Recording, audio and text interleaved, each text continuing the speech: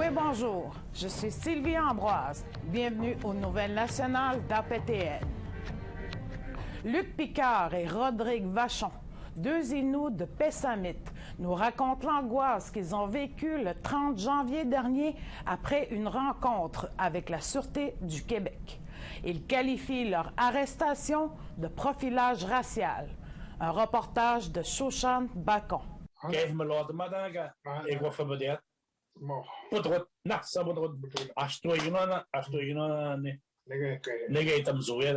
Luc Picard et Rodrigue Vachon disent que leur balade en voiture a tourné au cauchemar en plein territoire ancestral digne des films d'action.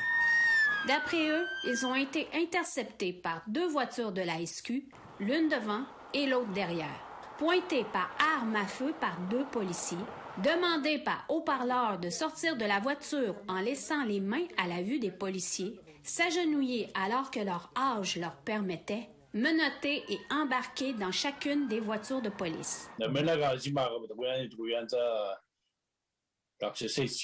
Vous êtes en état d'arrestation pour vol, méfait, Magnello, introduction des chalets. Vachon ajoute qu'il n'a pas su pourquoi il a été arrêté durant l'intervention.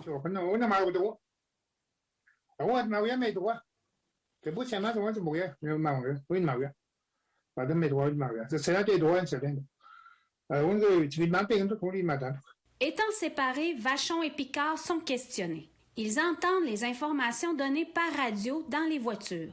Après vérification, ils ont été libérés.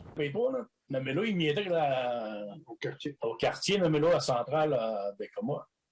On est à bout, on a mieux donné un endormissement. Oui, si. Ah, je t'ai donné H. Qui sont là, toi, comme je en beau temps dans l'eau. Et voilà, il y a des belles. Et on est dans Zoya. Bon, ben, on est le Haitian et. Avec l'aide du conseil de bande de Pessamit, Vachon et Picard ont déposé une plainte au sujet de l'incident. La SQ ne fait pas de commentaires sur le cas pendant que c'est sous enquête. Le Bureau des enquêtes indépendantes, qui enquête sur l'incident, n'était pas disponible pour une entrevue. Pour Vachon et Picard, ils regardent vers l'avenir pour tourner la page et un retour à ce qui les rend satisfaits.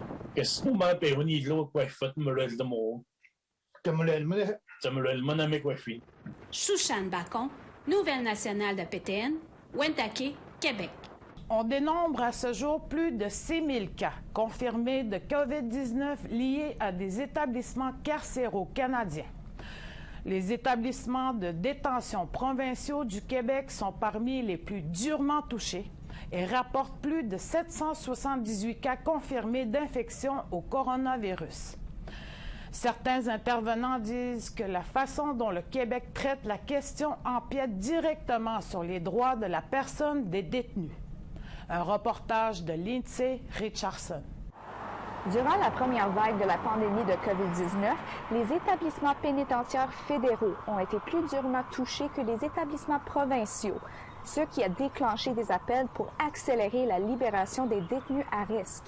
Cette discussion se poursuit maintenant alors qu'a lieu la deuxième vague, sauf que cette fois-ci, les établissements provinciaux sont les plus durement touchés.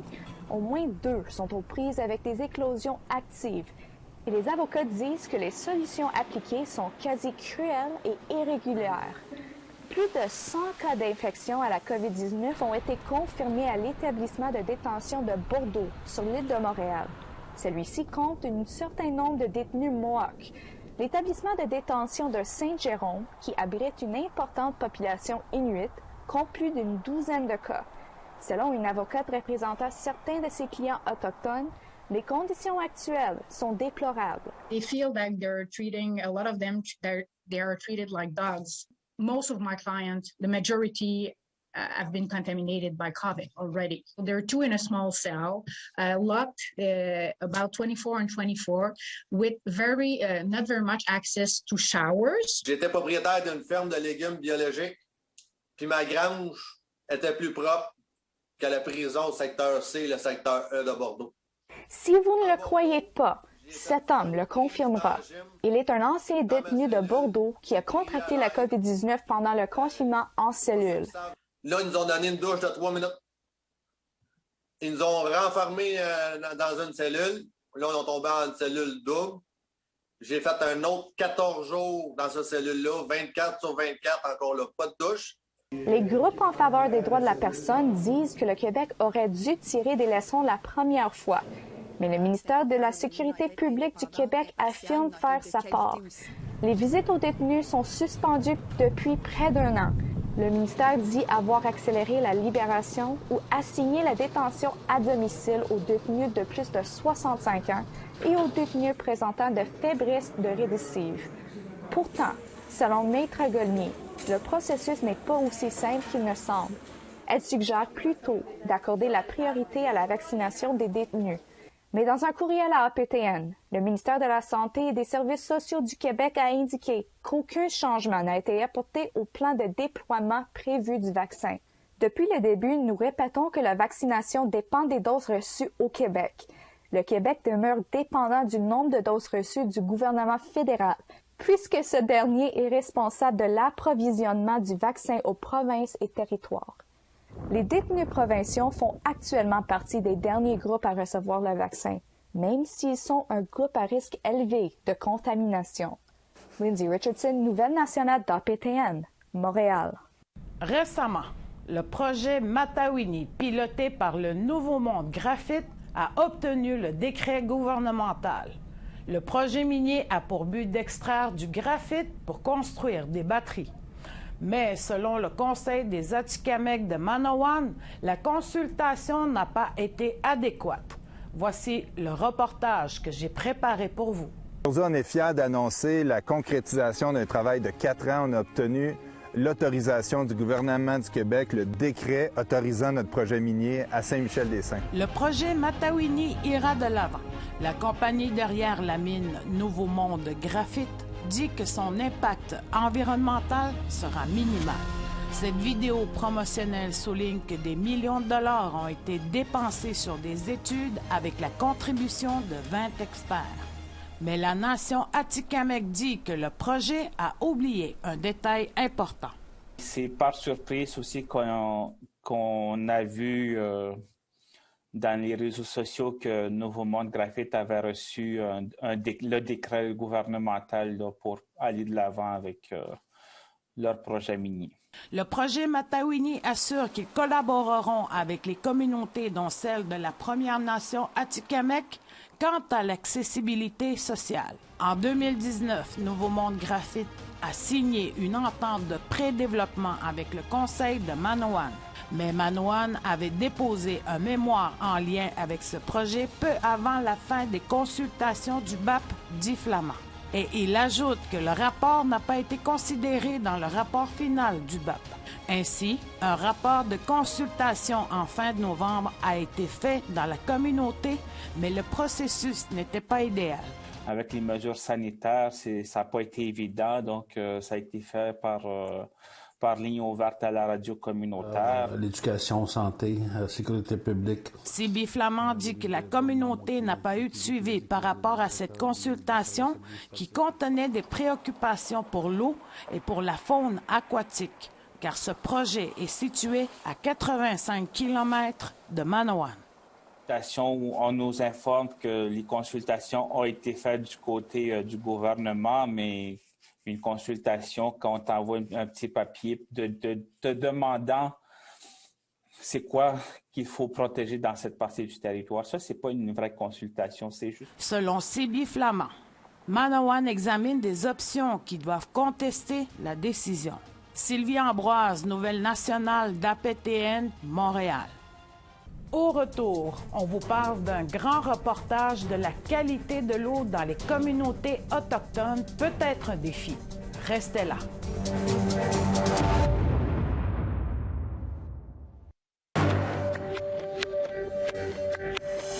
Rebienvenue aux Nouvelles nationales d'APTN. De nombreuses Premières Nations partout au pays traversent des différentes étapes visant à améliorer la qualité de l'eau potable au sein de leur collectivité. Mais comme l'a découvert une Première Nation Anishinaabe au Québec, la construction de nouvelles infrastructures n'est pas la première étape. Un reportage de Tom Fenario en collaboration avec l'Institut du journalisme d'enquête de Concordia, Le Devoir et des étudiants en journalisme de l'UQAM. Le fait que Terry Perrier soit le gestionnaire des travaux publics de la Première Nation de Kebawik ne l'empêche pas de travailler à l'extérieur de l'usine de traitement des eaux égaux au milieu d'un blizzard. Il n'a pas vraiment le choix. Il est l'un des 3 techniciens de l'eau accrédités de sa communauté. On l'aperçoit ici en train de réaliser une tâche mensuelle, la cueillette d'effluents. L'effluent est le résultat du traitement des eaux usées afin de retirer les bactéries nocives. Après une analyse rapide, l'effluent sera remis dans le lac d'où il provient. Et le cycle de la gestion de l'eau propre commencera de nouveau. I've been involved in the water field within this community since the day I was hired in August 95. Oh, we're right at 0.1 on that filter. That's high today. Lorsque l'on demande à Terry Perry d'expliquer son travail, celui-ci répond qu'il comporte des dizaines de petites tâches. Certaines tâches doivent être réalisées tous les jours, alors que d'autres doivent être accomplies une fois tous les quelques mois. Ce sont toutes les tâches nécessaires pour garantir un approvisionnement en eau potable à sa collectivité. Right now, I can't show you my residential flow meter because it broke.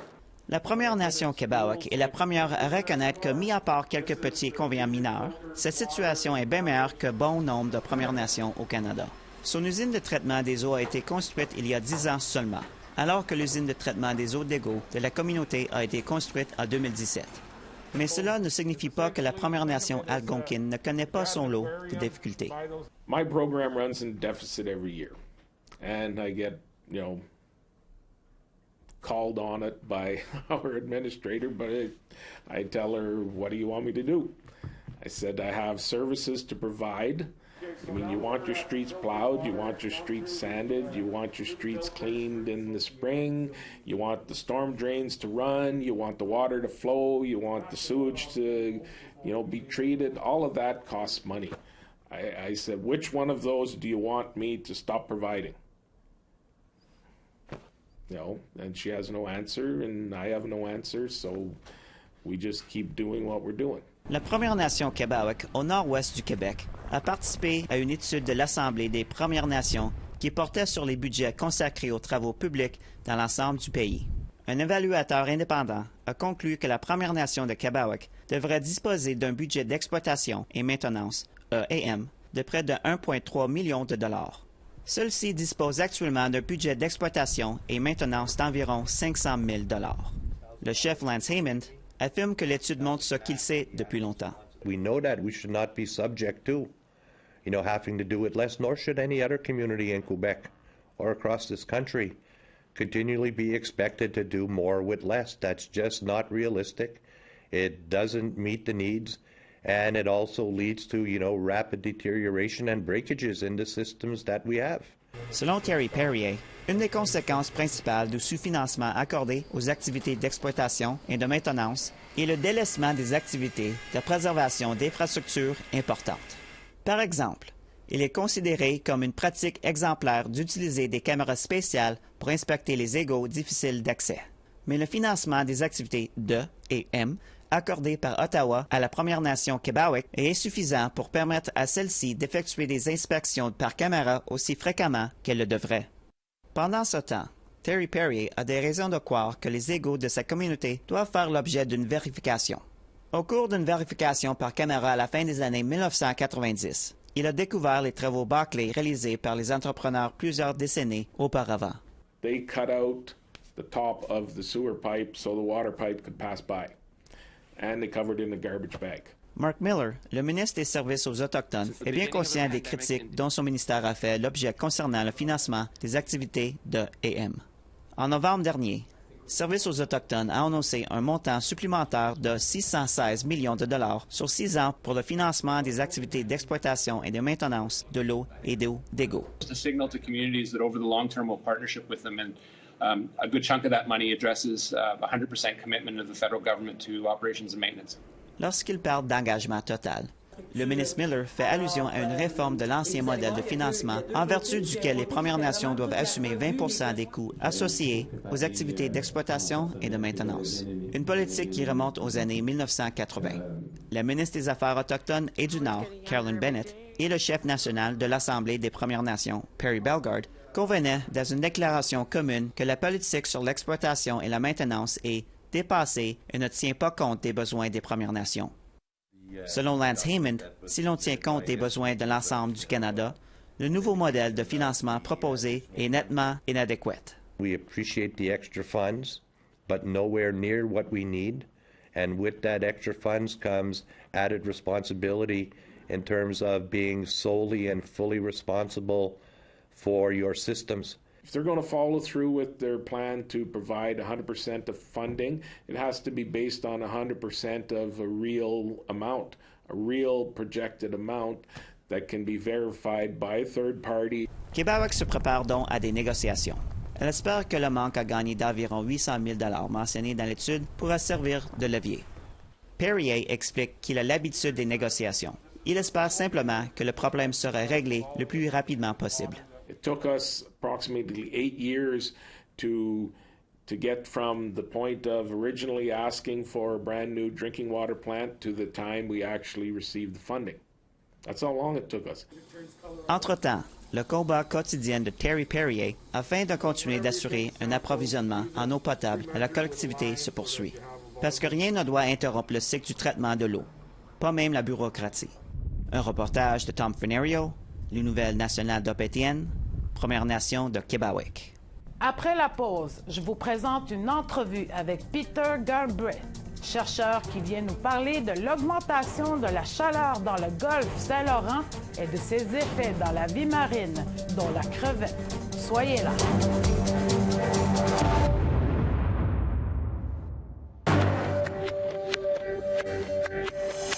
Bienvenue aux Nouvelles nationales d'APTN.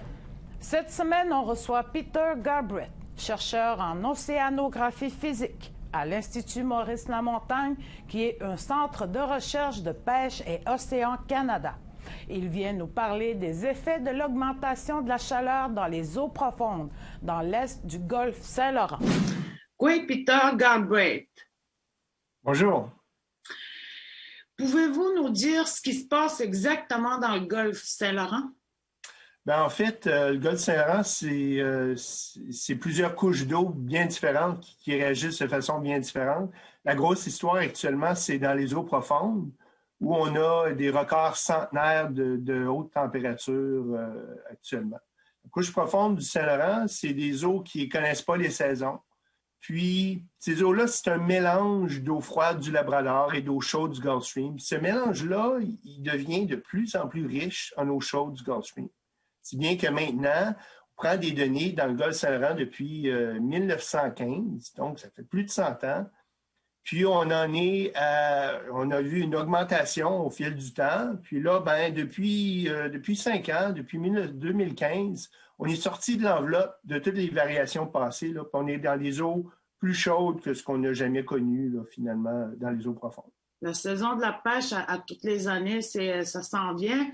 La pêche au crabe, la pêche aux crevettes, ça a-tu un impact sur ces pêches-là? Ou peut-être même la montaison du saumon, de la reproduction, y a-t-il des impacts? Oui, en fait, il y a des impacts sur toutes sortes d'espèces. Le crabe, moins, parce que le crabe est une espèce d'eau froide, moins profonde. Lui, il habite dans ce qu'on appelle la couche intermédiaire froide l'été, ce qui est le froid qui nous reste de l'hiver d'avant. Donc, l'hiver, on va refroidir jusqu'à la moitié de tout le volume des eaux du golfe Saint-Laurent près du point de congélation. Former une épaisse couche qui a en moyenne 75 mètres d'épais. Puis là, on arrive au printemps, on va fondre la glace, on va mettre de l'eau douce par-dessus par ruissellement des rivières, puis on va restratifier tout ça, puis on va réchauffer la surface, puis on va emprisonner le froid d'hiver. Si bien qu'on peut aller au mois d'août dans le golfe Saint-Laurent, puis encore mesurer des températures en dessous de 0 degré Celsius, ce qu'on appelle la couche intermédiaire froide. Cette couche-là, sur, par exemple, le plateau mélinien, bien, elle est assez profonde et épaisse qu'elle va taper le fond. Ce n'est pas tout le golfe qui est à 500 mètres de profondeur. Le plateau mélinien, c'est une grande étendue, c'est autour de 70 mètres de profond. Puis le crabe des neiges, c'est son habitat. Il va être sur ces fonds-là. Donc, lui, dans cette couche-là, qui est le froid qui reste l'hiver d'avant. Par contre, vous avez mentionné la crevette.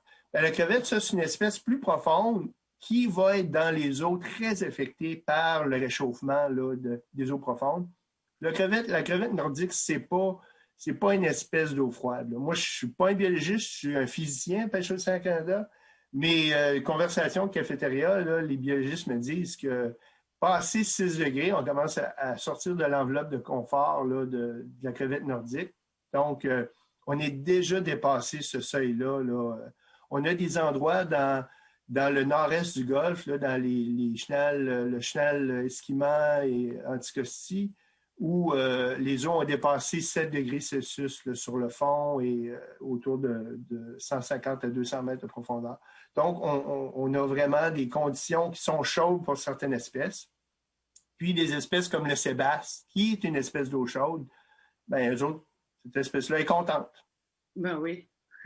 Puis le saumon, lui, parce qu'il y a beaucoup de rivières à saumon dans l'Est, là, est-ce que c'est dans une eau, j'imagine, moins profonde? Oui, j'imagine que le saumon doit transiter dans son parcours migratoire, doit être dans les eaux moins profondes. À ce moment-là, lui, il est plus affecté par les eaux qui vont changer avec les saisons. On parle aussi dernièrement, j'ai entendu dire qu'avec les baleines, on arrête des croisières, puis ces croisières-là, ils viennent de partout dans le monde. Est-ce que ça touche aussi les baleines? Bien, les changements dans l'environnement du golfe Saint-Laurent ont peut-être causé, comme la baleine noire, c'est pas une espèce qui visitait le golfe Saint-Laurent il y a une dizaine d'années. C'est une nouvelle apparition. C'était une espèce qui se limitait au golfe du Maine, la baie de Fundy, ces endroits-là. Puis, il y a eu un changement, effectivement, dans l'écosystème là, qui fait que la baleine noire a décidé de s'apparenter, de s'approprier du golfe Saint-Laurent. Là. Est-ce que vous pourriez dire pourquoi, à quoi est dû ce changement? Bien, c'est une très bonne question. On aurait tendance à tout de suite dire, bon, c'est le changement climatique, mais ces eaux-là sont profondes, ils n'ont pas de contact avec l'atmosphère. Donc, ce n'est pas le fait qu'on a des hivers plus chauds ou des étés plus chauds que ces eaux-là sont rendues plus chaudes. Comme je vous ai dit au début, c'est un appel d'eau de l'océan. C'est un mélange d'eau chaude du Gulf Stream et d'eau froide du Labrador qui devient de plus en plus riche en eau du Gulf Stream. Par contre, le lien avec les changements climatiques s'est fait avec une étude récente.